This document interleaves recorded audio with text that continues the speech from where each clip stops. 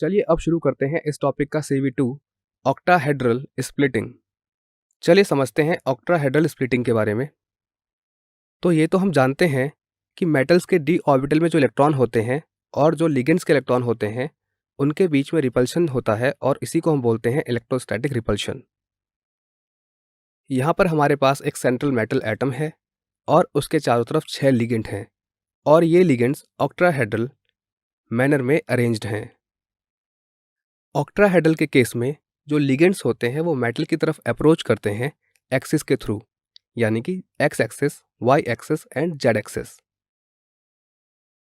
और हम जानते हैं कि अगर हम डी ऑर्बिटल्स की बात करें तो डी ऑर्बिटल्स के केवल ये 2 ऑर्बिटल्स यानी कि डी जेड स्क्वायर और d x square minus y square, ये 2 ऑर्बिटल्स ही एक्सिस पर लाई करते हैं, यानी कि एक्सिस पर होते हैं। तो अब हम यहाँ पर कंक्लूड कर सकते हैं, क्योंकि ऑक्टाहेड्रल स्प्लिटिंग के केस में हमने देखा था कि डी जेड स्क्वायर और d x square minus y square की एनर्जी बढ़ गई थी। तो उसका कारण अब हम यहाँ पे समझ सकते हैं, क्योंकि लिगेंड जब अप्रोच करेंगे एक्सिस के थ्रू तो एक्सिस पर केवल यही 2 ऑर्बिटल्स होंगे और इसीलिए यहाँ पर इलेक्ट्रोस्टैटिक रिपल्शन बहुत ज़्यादा होगा, जिसकी वजह से इनकी एनर्जी इंक्रीज हो जाएगी। ऑन दी अदर हैंड ये जो 3 ऑर्बिटल्स होते हैं यानी कि d y z, d x z और डी एक्स वाई, ये तीनों ही एक्स वाई और जेड एक्सिस के बीच में एग्जिस्ट करते हैं। तो अब हम ये कंक्लूड कर सकते हैं कि जब लिगेंड्स ऑक्टाहेड्रल फील्ड में मेटल की तरफ अप्रोच करेंगे तो उनके रास्ते में d y z, d x z और डी एक्स वाई ये ऑर्बिटल्स नहीं आएंगे।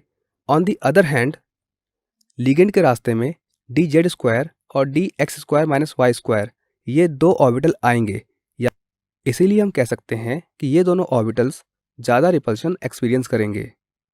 तो यहाँ पर हम कह सकते हैं कि ये जो 2 ऑर्बिटल हैं इनके इलेक्ट्रॉन्स और लिगेंड के इलेक्ट्रॉन्स के बीच में बहुत ज़्यादा रिपल्शन होगा और इसी वजह से d x square minus y square और डी जेड स्क्वायर जो ऑर्बिटल्स होते हैं इनके लिए रिपल्शन एनर्जी बढ़ जाती है, यानी कि हाई हो जाती है। तो हमारे पास ऑक्टाहेड्रल के केस में एक मेटल एटम होता है और ये मेटल एटम चारों तरफ से सराउंडेड होता है स्फेरिकल क्रिस्टल फील्ड से। यहाँ पर मेटल है और उसके चारों तरफ 6 लिगेंड्स हैं जो कि ऑक्टाहेड्रल मैनर में लगे हुए हैं। आइए अब देखते हैं कि एक ऑक्टाहेड्रल कॉम्प्लेक्स में डी ऑर्बिटल की स्प्लिटिंग किस तरह से होती है। यहाँ पर हमारे पास एक फ्री मेटल एटम के लिए डी ऑर्बिटल को शो किया गया है। यहाँ पर हम देख सकते हैं कि सभी डी ऑर्बिटल्स की एनर्जी सेम है, यानी कि ये सभी डीजेनरेटेड डी ऑर्बिटल्स हैं। And when the metal atom is surrounded by spherical crystal field, यानी कि जब मेटल एटम को लिगेंड्स चारों तरफ से स्फेरिकल मैनर में घेर लेंगे, तब क्या होगा कि जो डी ऑर्बिटल्स हैं ये डीजेनरेट तो रहेंगे लेकिन इनकी एनर्जी इंक्रीज हो जाएगी। जैसा कि आप यहाँ पर देख सकते हैं कि अब जो डी ऑर्बिटल्स की एनर्जी है वो फ्री मेटल एटम के कंपैरिजन में थोड़ी ज़्यादा है। अब अगर ऑक्टाहेड्रल फील्ड में ये डी ऑर्बिटल स्प्लिट होगा तो जो d x y, d y z और डी जेड एक्स ऑर्बिटल्स हैं इनकी एनर्जी लो हो जाएगी और इनको कंबाइन रूप से T2G कहा जाता है। On the other hand d z square और d x square minus y square जो ऑर्बिटल्स हैं उनकी एनर्जी इंक्रीज हो जाएगी और इनको कंबाइन रूप से EG कहा जाता है। और जो एनर्जी का सेंटर होता है उसको हम बैरी सेंटर कहते हैं। EG और T2G इनके बीच का जो एनर्जी गैप होता है इसको डेल्टा O से रिप्रेजेंट करते हैं। यहाँ पर डेल्टा है डिफरेंस के लिए और O का मतलब है ऑक्टाहेड्रल फील्ड का। EG ऑर्बिटल्स के लिए जो एनर्जी की वैल्यू होती है वो होती है 3/5 delta O। On the other hand T2G orbitals के लिए जो एनर्जी की वैल्यू होती है वो होती है 2/5 डेल्टा O। तो इस तरह से डी ऑर्बिटल की स्प्लिटिंग को ऑक्टाहेड्रल क्रिस्टल फील्ड में शो किया जाता है। यहाँ पर डेल्टा O को क्रिस्टल फील्ड स्प्लिटिंग भी कहते हैं। अगर हम स्प्लिटिंग के बाद एनर्जीज को ऑब्जर्व करें तो हम पाएंगे कि the energy of EG orbitals increased by 3/5 delta O। On the other hand the energy of T2G orbitals decreased bye 2/5 delta O, यानी कि EG की जो एनर्जी है उसमें 3/5 डेल्टा O की बढ़ोतरी हुई है और जो T2G की एनर्जी है उसमें 2/5 डेल्टा O की कमी आई है। चलिए अब समझते हैं स्पेक्ट्रोकेमिकल सीरीज के बारे में। तो यहाँ पर हमने दो केसेस लिए हैं। इन केसेस में पहले केस में मेटल की तरफ एक लिगेंड अप्रोच कर रहा है, जबकि दूसरे केस में सेम मेटल की तरफ एक दूसरा लिगेंड अप्रोच कर रहा है। तो हम कह सकते हैं कि यहाँ पर मेटल तो सेम है बट लिगेंड्स डिफरेंट हैं। अब जो पहला केस है यहाँ पर वीक लिगेंड फील्ड है, जबकि दूसरे केस में स्ट्रॉन्ग लिगेंड फील्ड है। वीक लिगेंड फील्ड में लेस अट्रैक्शन होता है, जबकि स्ट्रॉन्ग लिगेंड फील्ड में मोर अट्रैक्शन होता है।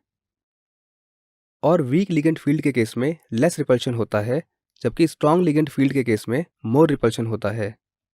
वीक लिगेंड फील्ड के केस में लेस अट्रैक्शन की वजह से जो एनर्जी में राइज है वो कम होता है और इसीलिए रिपल्शन भी कम होता है।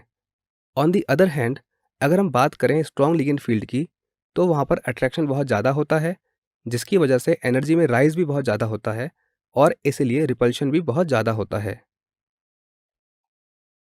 तो हम यहाँ पर कह सकते हैं कि वीक लिगेंड फील्ड के केस में ईजी ऑर्बिटल्स की एनर्जी में जो राइज होगा वो कम होगा और इसीलिए क्रिस्टल फील्ड स्प्लिटिंग भी कम होगी।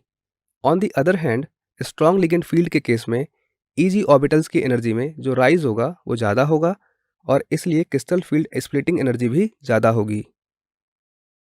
आइए देखते हैं लिगेंड स्ट्रेंथ। यहाँ पर डिफरेंट लिगेंड्स की स्ट्रेंथ का ऑर्डर दिया गया है, आप इन्हें देख सकते हैं। इस सीरीज को ही हम बोलते हैं स्पेक्ट्रोकेमिकल सीरीज।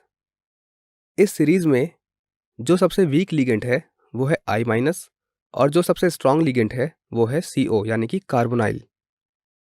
अगर हम इनमें से कुछ इंपॉर्टेंट लिगेंड्स की बात करें जैसे कि EDTA4-, अमोनिया, इथाइलिन डाइअमीन, CN- और कार्बोनाइल, तो इनके लिए स्ट्रॉन्ग लिगेंड फील्ड होता है, जिसकी वजह से क्रिस्टल फील्ड स्प्लिटिंग एनर्जी भी मोर होती है। ऑन दी अदर हैंड अगर हम I-, Br-, SCN-, Cl-, S2-, F- और OH- की बात करें तो इन लिगेंड्स के लिए वीक लिगेंड फील्ड होता है, जिसकी वजह से क्रिस्टल फील्ड स्प्लिटिंग कम होती है।